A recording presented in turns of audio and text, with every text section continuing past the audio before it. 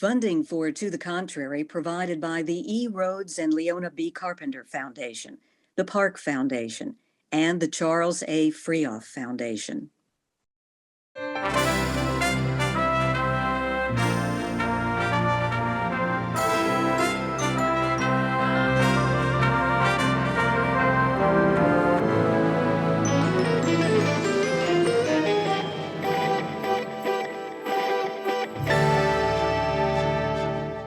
Hello, I'm Bonnie Bay. Welcome to the Contrary, a weekly discussion of news and social trends from diverse perspectives. Female friendships play a pivotal role in women's physical, mental, and emotional well-being, a theme we'll be exploring today. Joining us is Danielle Bayard Jackson, a renowned friendship coach who teaches women how to cultivate and maintain better friendships. Danielle has become a popular figure on the social media platforms, including TikTok, where she shares valuable insights on building and nurturing friendships in the digital age. She shares practical strategies in her upcoming book, Fighting for Our Friendships: The Science and Art of Conflict and Connection in Women's Relationships. So, welcome to the program. Thank you for having me. I'm so excited to be here. What got you into this? How did you get started? Did you? I assume you didn't grow up thinking I want to be a leader in social media on some field that I haven't figured out yet. Yeah. No, I always joke that it certainly wasn't on my vision board to be a friendship coach. I actually started out as a high school English teacher for 12th graders and did that for about 6 years and then worked my way up to academic chair. And I noticed that whether I was talking to the students or the teachers under my leadership who had their own students, we were talking about friendship issues. And we had a front row seat, the staff and I, to how issues of connection and belonging were directly impacting everything else, their confidence, their performance, even their attendance at school.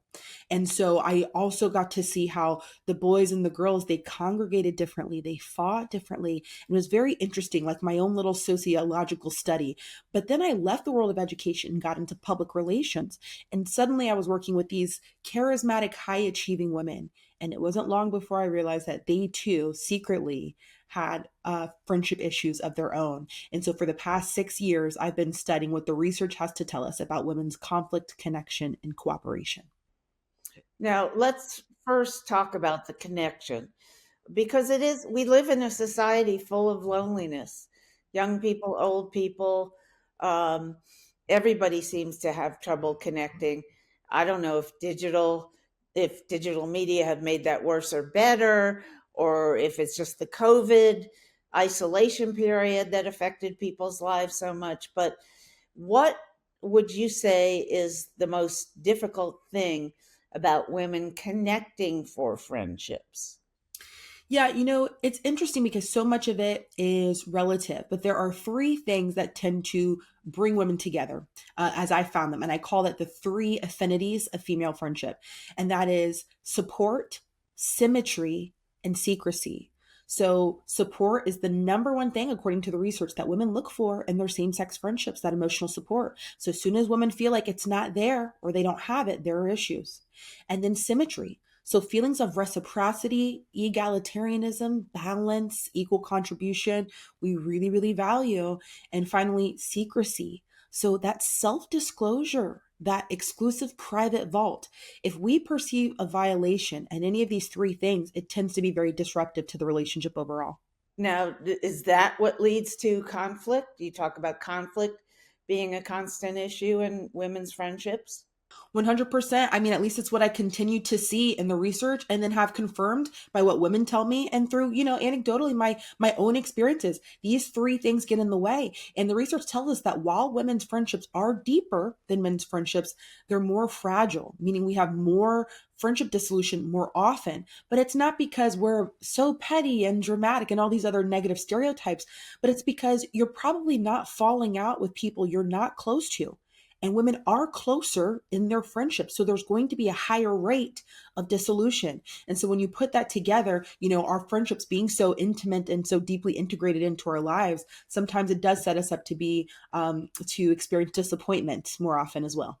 So do women take their friendships maybe a little bit too seriously, or have too high expectations, and those expectations are maybe unrealistic, some women anyway? Sure. Yeah. And we know, I like to share differences between men's friendships and women's friendships just because I think it's interesting. I want to stress that we all value the same things in our friendships, but we prioritize them differently. And to your point, yes, the research confirms that women tend to have greater expectations of their close relationships, both platonic and romantic. So when you put high expectations together with the fact that we're deeply integrated, there's going to be some stuff that bubbles up there, but there are so many benefits of women having strong connections. We need that. It decreases our cortisol. We are able to better regulate our emotions when we are friends with other women. So there are tons of benefits, but it kind of goes hand in hand sometimes with the downsides of the friendship, which you're going to find in any human relationship. Let's say I get in touch with you as a viewer of your work on TikTok. Um, Here I am. Let's say I'm 35 years old. I'm out of college. I'm in a job, but there aren't many people, or particularly other women there, who seem like appropriate friends for me. How do you tell me to go out in the world and find new women who are likely to be my friends? Yeah, that's a great question because I do hear that often. I feel like I'm starting from scratch and I don't really know what to do. What's a strategy? The first thing I always like to ask is, what is friendship to you and what are you looking for? Because again, with the point we just made about expectations, I want to make sure we're on the same page and I'm helping her find what she's looking for. And we kind of moderate that a little bit. But the first thing I encourage women to do is start by prioritizing engaging in one meaningful social interaction per day, which sounds very basic, but sometimes we're carrying around this big lofty goal of turning everyone we meet into a bestie. Or we're secretly auditioning her and deducting like these demerits when she doesn't share our humor or our interests. We take points off. And so we say, you know what, let's put that pressure aside. Can I position myself for one meaningful interaction? Maybe we don't become best friends, but it was a really great conversation on a Tuesday night and I needed that mood boost. So we start there because a natural byproduct of positioning yourself for that every day is friendship. Friendship is sure to follow. So that tends to be one of the first strategies that I offer women who want to get started in getting connected with others. And I do want to talk to you about symmetry, because I find that not so much as I age, but particularly when I was younger, I got into all these friendships where, and I expected it to be equal back and forth, but other women were just leaning on me. Maybe you start out equal, but then one person becomes very much more of a taker than a giver. Yeah, that's so interesting. And I appreciate you sharing that. That is so interesting to me. And I wonder if it's because a lot of times, like we said, for men, it seems like it's almost easier for them to compartmentalize a lot of different things. But for women, sometimes it's blended together. So if we're getting along at work, then where's the line between also me kind of sharing with you things that I've got going on at home? Because we know that women, we assume they are very good at not only very equipped at doing this, but also willing to provide emotional support and give access and share resources. And so I totally see how she would think, oh, it's totally okay. We're sharing resources. This is what we do. But for you to be thinking, oh, no, that's not the nature of our relationship. That's not a way that I want to invest here. And it feels out of bounds. And sometimes it can be kind of tricky or awkward to try to renegotiate that and to recalibrate. Well, would you say in those situations, and I'm not talking about my specific situation, but you find yourself, because again, we weren't friends, we were more like, I met her through work. And would you tell a woman, if you feel like you're being demanded of more than you're being given to, just check out, find a new friend, or try to repair it? And how often are the women on the other end of those kinds of friendships, the needy ones, how often are they really going to be made to see that they're taking more than they're giving. Yeah, and that's what makes this so tricky is because everyone defines that differently, but we rarely have the conversation as women because we tend to subscribe to the idea that she should know, especially as a woman. We're like, you should know. And my theory is because we have this whole, women's intuition, we suspect that if you're another woman, you should totally understand why I'd be upset, why I'd feel offended, why this feels intrusive. You should know. But a lot of times, sometimes we don't, yet we don't communicate because we believe that it should be something that's just understood. And so, I always say that if you are really invested in the friendship and you want more, it's worth a conversation. But if it's kind of a surface level friendship and or acquaintanceship, and you're thinking, I don't think it's worth it to have a conversation, I totally get why people would opt out. Now, one way I encourage people to have that conversation is try to make it an invitation instead of an accusation. So instead of, you want too much of my time, you're asking me for too many things, easily people feel offended, they feel awkward, they, feel put off. So I'm going to invite you to join me in what feels comfortable for me. So I might say something to the effect of, hey, I appreciate, that you reach out and that's how you want to connect. But for me, I don't do daily text messages. I really prefer just a phone call on weekends. So what day works best for you? Saturday or Sundays? And this is me redirecting you to what feels good to me because I personally feel overwhelmed with multiple messages every day. But instead of telling you this is too much or you're too clingy, I'm going to renegotiate and co-create what this friendship looks like. And for me, that doesn't feel good. This is what feels good. Why don't you come and join me over here? And the right people want that data on how to love you well. The wrong people are going to be offended by that and leave. But either way, that's a win-win. You talk a fair amount also about male female friendships, or how male friends differ in their relationships from female friends. Talk about that for a moment, please. Yeah, I just think this is so fascinating. And I know many of us are reading the headlines about, men being in crisis with their friendships and all this. And I just like to emphasize that men are equally capable of forming close platonic intimate bonds. They value friendship. We all need quality relationships. According to Harvard's longest running study on happiness, they found the number one thing that dictates how long we live and how happy we are is the quality of our relationships. And that is not exclusive to gender. So we all need these relationships. However, due to a lot of cultural influences and societal expectations, things tend to look different when we congregate. So men tend to congregate in groups. Women, one to one, we're dyadic. That accounts for the reason we often experience more platonic intimacy. For women, it's also totally normal and expected. What do you mean by platonic We're intimacy? feeling very close and very bonded with one another because we're in this vault it's me and you.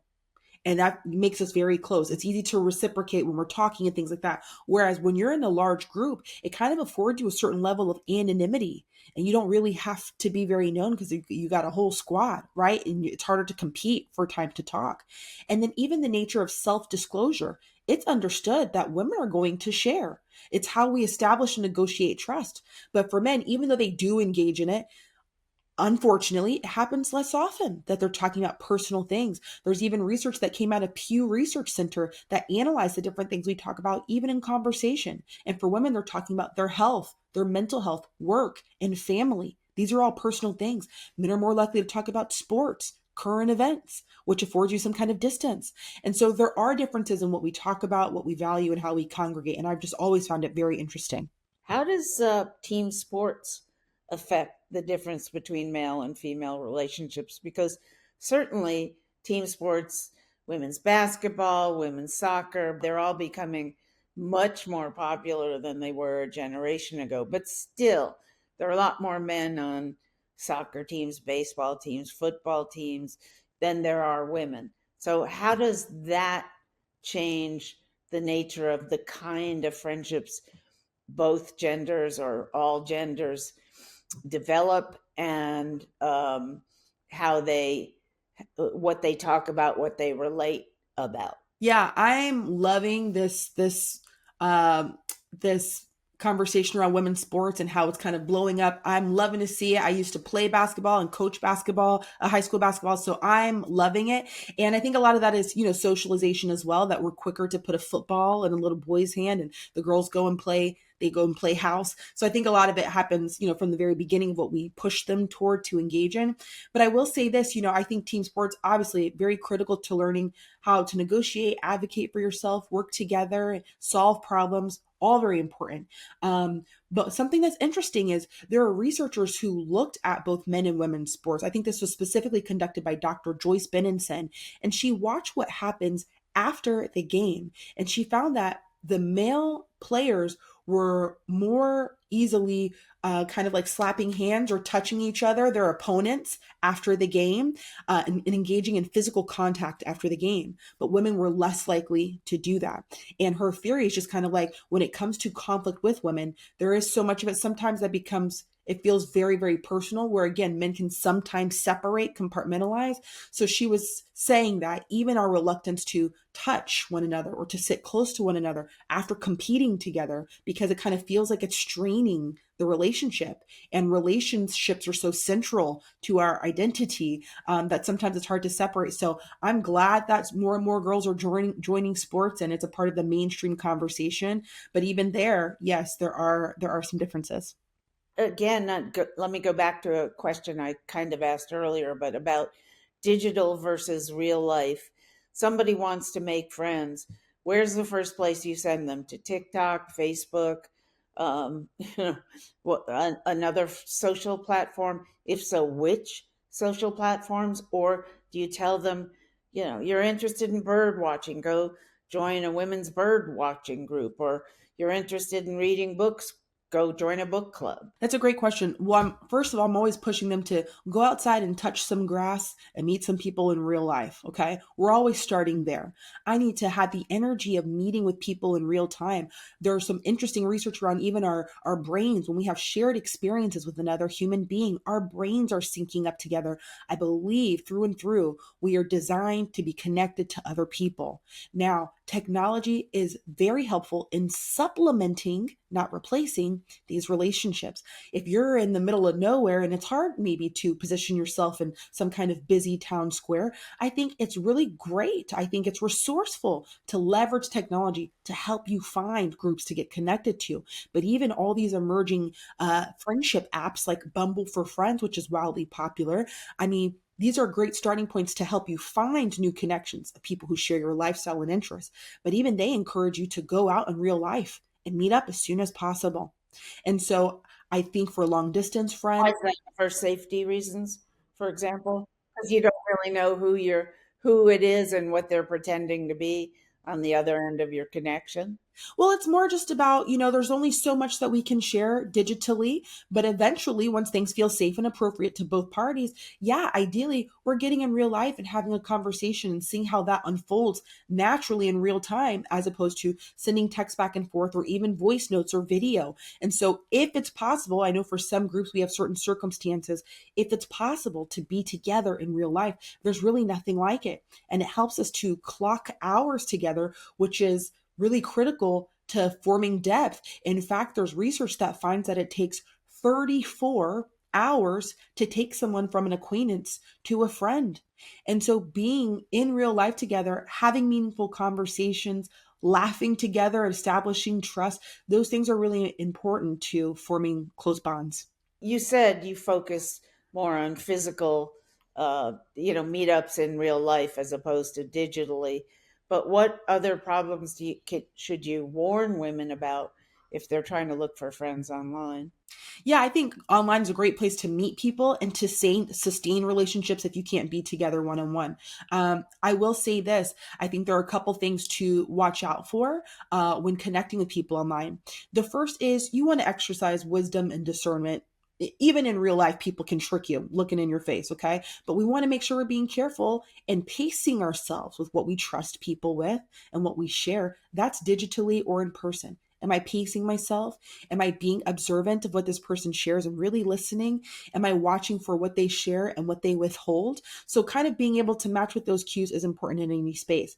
I also think it's important when you're meeting friends online, outside of safety things, but to remain positive. Because there are a lot of people who we go straight into venting to one another, or we make profiles on these friendship apps and we are writing about the things we don't like. And that does not attract people. So instead of saying, I don't like people who believe in this, I don't get along well with people who are in these kinds of groups, instead it's, I really connect with people who, I really get along with people who, and it helps people to readily identify, ah, she's my person. Ah, she's for me, instead of bonding over the things we dislike, which I don't know that that's a great foundation for any friendship, whether you met digitally or in person. So I think social media has a lot of benefits to connecting us. And one final thing I'll say is the comparison game. That is really hard with social media. A lot of us see people with pictures with their friends on a boat and traveling, and it makes us feel inadequate.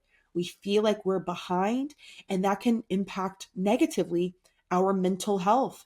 And so I think in those kinds of ways, social media sometimes can be a disservice, but there are a lot of benefits to having technology available to help us cultivate relationships. How do you tell people to deal with that? Like, yeah, it looks like she's on a yacht with good looking guys all the time, but that's not her real life. Or what do you do? A lot of this is balanced by being with groups in real life because you're around most times normal people, whatever that looks like to you. I know even for even body issues and comparing bodies, sometimes when you go out in the real world, you see a myriad of different body types, but your algorithm on social media might just feed you just one type you're constantly seeing and slowly starting to believe that that's real or that's common, and it's not true. I also advise people to unfollow or mute accounts that don't make you feel good. Maybe the account holder is positive and beautiful and wonderful, but when you look at her content, you don't feel good. And so just saying, I don't think I'm going to follow accounts that have me suddenly insecure about my appearance, about my relationships. Because here's the thing with the loneliness epidemic. A lot of times when we're talking about loneliness, people tend to conjure an image of a person who's alone in a dark room and crying in the corner. And while that might be one image of it, one representation, loneliness is less about having a lack of friendships. It's about how you feel about the relationships you do have. So if I'm constantly looking at other people's friendships and I'm comparing and I begin to feel more and more dissatisfied with the friendships I have, that's going to or increase my feelings of loneliness because it's so subjective. And so I think just being in tune with those kinds of things is one good start. How is it different for older people versus younger people to make friends? Yeah, that's very interesting when I look at through the life cycle, what do things kind of look like? I'll tell you this, there is a friendship dip that happens in the 30s and 40s where our social networks grow and grow and grow until about the age of 26, at which point it decreases exponentially. And we have this dip, and it becomes less about making friends and more about friendship maintenance because of what happens in our 30s and 40s, where you're clocking more hours at work. You may have young children to care for. You're caring for aging parents. So there's a lot of things competing for your time. And people in their 30s and 40s, according to the research, have the least amount of leisure time than any other group. I bring that up because I know that there are people who are feeling like this is starting to feel impossible for me. There's so much to do. I'm burnt out. I don't have time for friends. But I tell them to take heart because a dip naturally, by definition, comes back up. And over time, those things that are competing for your time tend to fade away. The kids become more independent. Work tends to be more settled. And now you have more leisure time to connect with friends. So it's possible during that dip to make friends, to engage. We might have to be more strategic about it than we were when we were in college and we were just in a place saturated with many of our peers. And then it happens again sometimes when people become more seasoned, they have more leisurely time, they can engage in their hobbies and hang out with friends. But we might have to be strategic down at the bottom of this dip and how to facilitate those opportunities for ourselves. So 2 tips I give to people who feel pressed for time, younger people, and they don't have the time to connect. One is to create some kind of friendship ritual with your friends. How can you put one aspect of your friendship on autopilot? So maybe you have a phone call every Friday morning at 10. That's your thing. Or you meet up at the cafe every first Tuesday of the month. And then the second thing I would tell a young person who feels like it's so hard to make friends and I don't have the time, is to really look at your relationship with work. Because I know capitalism is real, but a lot of us are burnt out. We are. And so we don't have anything left in the mental reserves to hang out with friends. And so look at your relationship with other things that are pulling you away from what's most important. And that is quality relationships with other people. Last question. What do you hope your book achieves in promoting healthier friendships and Americans' health, etc., among women. I hope that after people read the book, Fighting for Our Friendships, they feel more optimistic about what is possible in their friendship landscape. They feel more equipped to be able to actually do something about it. And I hope that they feel a sense of urgency and see friendship no longer as just a recreational pastime, but as a wellness imperative. That is my hope for readers of Fighting for Our Friendships. Thank you so much, Danielle, Bayard, Jackson. So much enlightenment, and best of luck with your TikTok platform and with your book. And that's it for this edition. Keep the conversation going on all our social media platforms and visit our website, pbs.org/to the contrary. And whether you agree or think to the contrary, see you next time.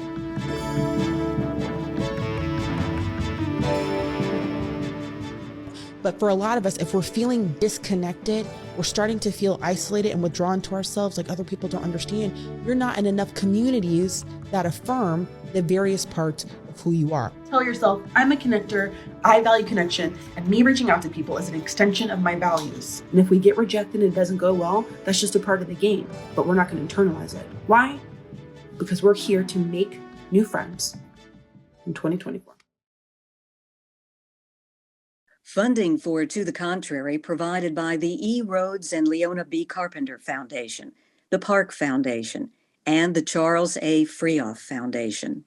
For a transcript or to see an online version of this episode of To the Contrary, please visit our PBS website at pbs.org/To the Contrary. You're watching PBS.